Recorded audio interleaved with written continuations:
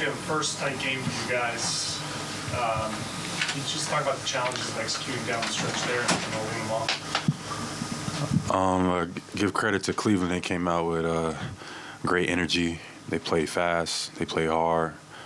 They tried to speed us up. They tried to rattle us, and I think it worked in the first half. And then the second half we composed ourselves a little bit better and pulled away a little bit. They came out on an 8-2 run.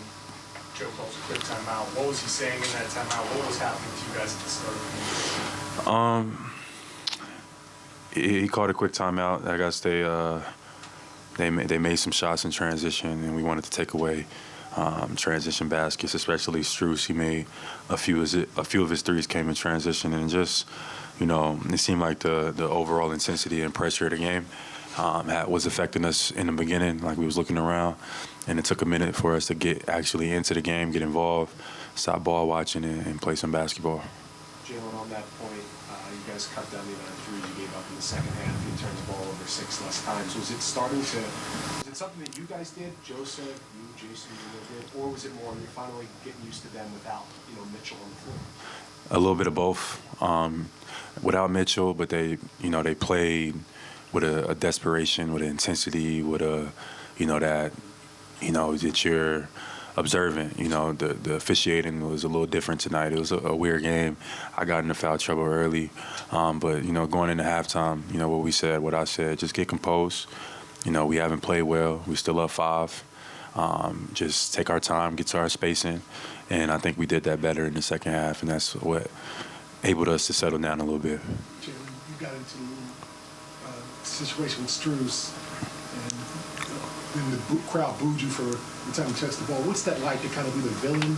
And then were your discussions with the officials after that productive, or what was that like to just kind of try to figure out some things, the calls? I embrace it, I drove to the basket, felt like there was some contact, finished the play, landed on the ground, and I feel like somebody kicking me in the back of the head, and I feel like I got the right to remove or at least try to protect that. I wasn't trying to do nothing there, trying to trip nobody up, but at the same time, you're not about to just kick me in the head.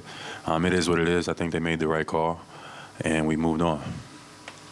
On that, you hit the big 3 there in the last 2 minutes, and what do you think about your guys' execution offensively in those crunch moments? And then you also got pretty fired up after that play. Did someone hit you on that as you're going back down the floor? No, Tyler, who the official who was running down the sideline, I don't think he was paying attention, but he was like in the play.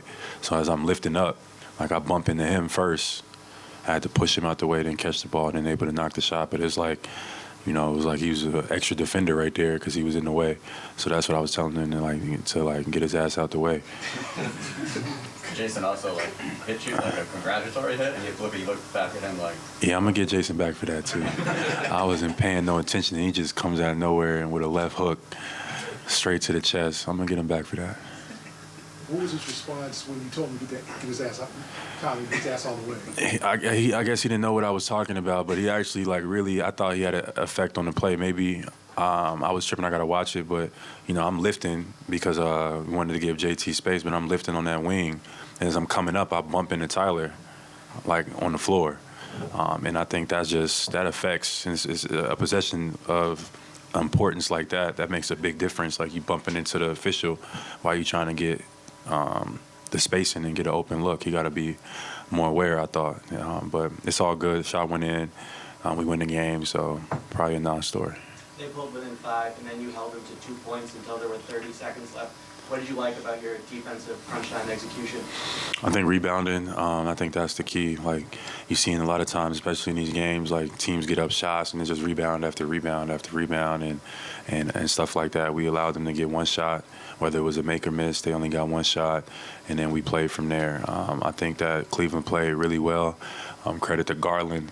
He played with so much more intensity, so much more pace, and stuff like that. That he had some tough shots.